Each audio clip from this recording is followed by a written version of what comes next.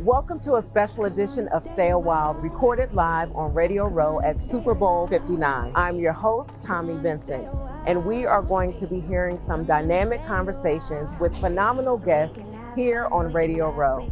So take a seat, get comfortable, and stay a while. This episode is sponsored by the House of Joy.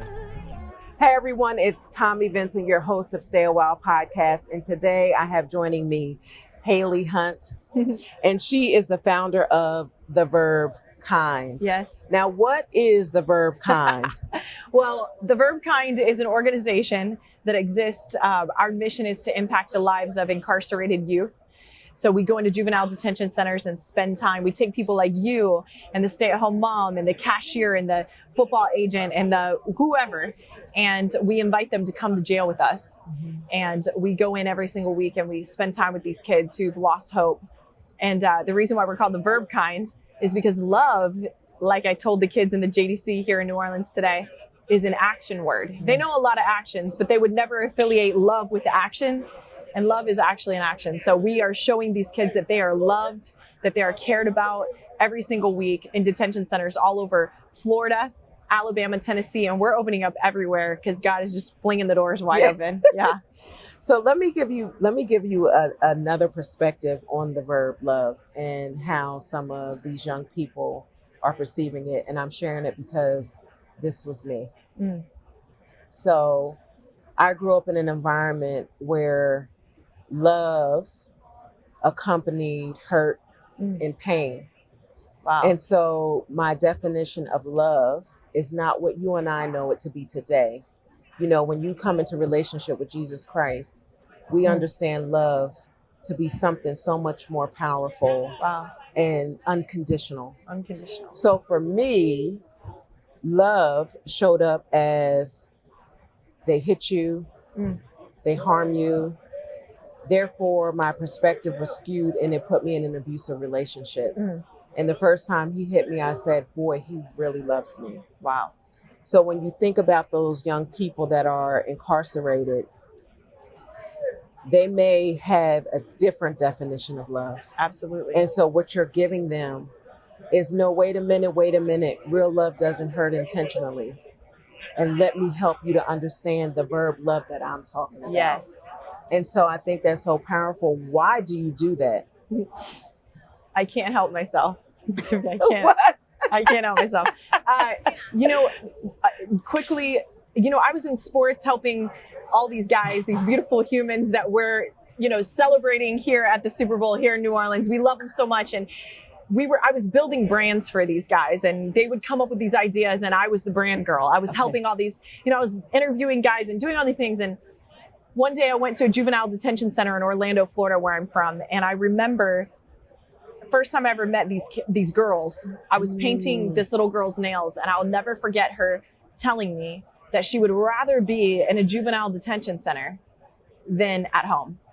And when she said that, I was thinking, what in the actual world is going on at her home that she feels more peace and and safer here in this disgusting, brick building that creeps me out.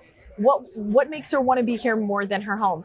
And so I just felt this immediate calling that there is a space in this world that people don't know about.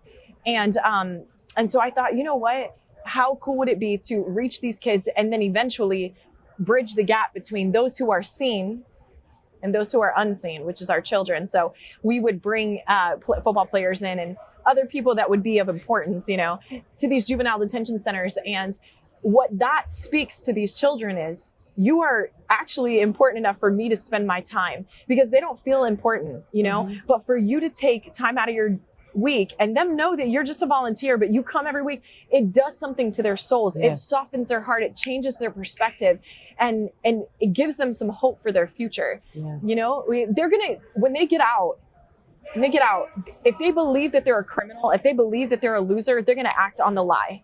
But if they believe the truth, which is that they're valuable, that there's hope for their future, they're going to act on their future. On the truth, yes. Which is that there's hope for you. There's a second chance waiting. You don't have to be who your dad is or who the judge has told you are, who the police have told you are. You are an amazing young man, young woman, and we want to help you see that. Yeah. That's amazing. Um, I know there's times that you probably go into an institution and you encounter a kid and they get such a tight hold on your heart that when you leave out of there, you're still carrying them.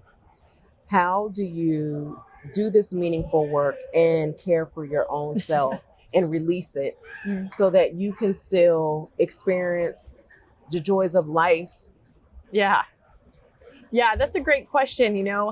I think it's really important for people to have I'm carrying what we experienced today here in New Orleans. We went to the JDC and, they're right down the street, there's hurt, and you walk by homeless people and all these things. And Yep.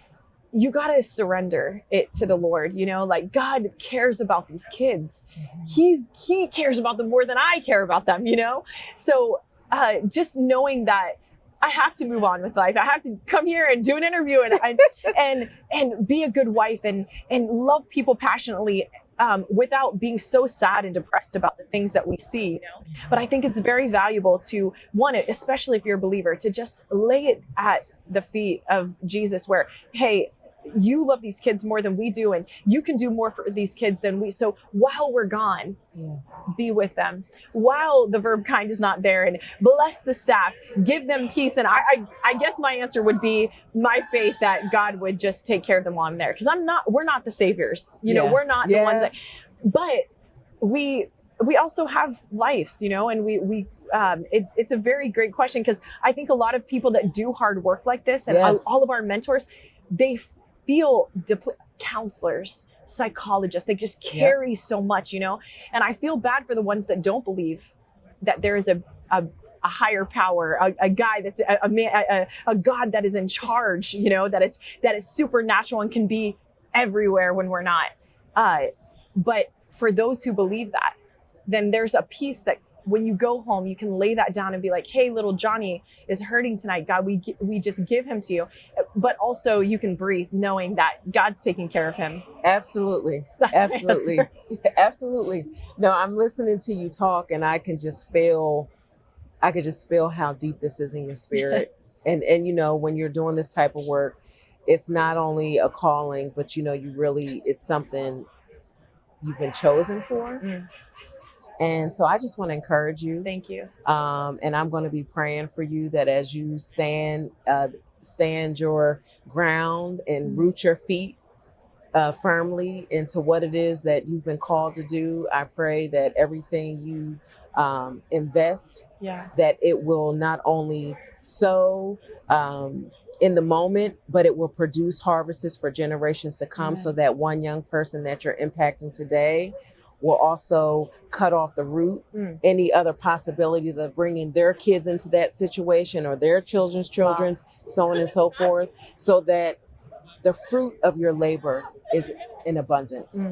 So I just want to encourage you and just thank you for your willingness to commit to the hard things. Thank you. And I want to say, if you're watching, and 2025 is a year that I believe is for inconvenience and getting out of your comfort zone. And so if you feel like there is something that you're supposed to be doing, I just want to encourage you to get out of your comfort zone. Like, not everything that you are going to do is going to feel comfortable or convenient. Is it convenient to commit to something? No, it's not. But let me tell you something, that is when you're set free. That's when you get all that anxiety and depression, all the things that we deal with, they cease, because you're like, wow, life is not about me. Life is not about us and our agenda.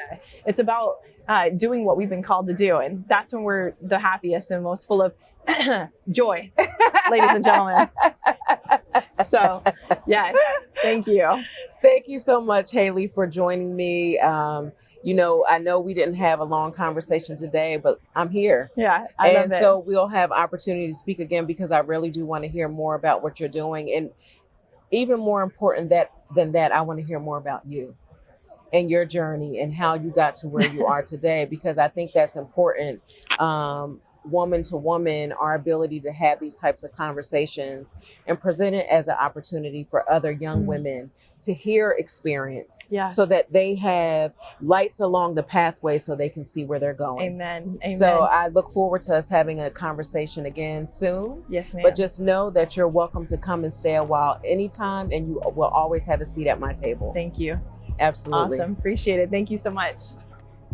I hope you felt the love and connection in today's conversation. Every woman you heard from has faced the impossible and emerged stronger.